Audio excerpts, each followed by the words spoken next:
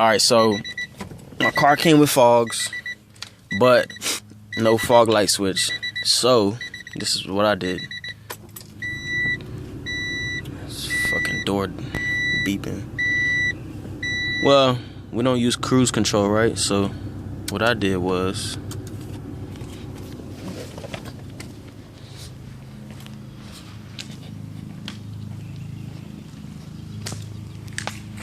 I used my cruise control switch for my fog light button.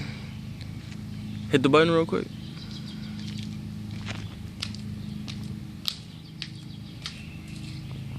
Boom. One more time.